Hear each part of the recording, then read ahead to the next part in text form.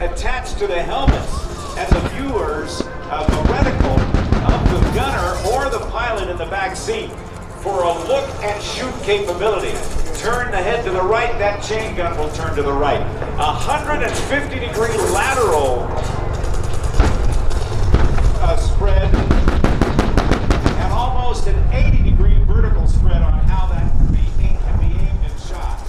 The first helicopter in the world built from the skids up to be an attack helicopter. Remarkable machine. You can feel it in your chest out here when it gets on those guns, can't you? Indeed we can. Oh man, now high overhead. Ron, look at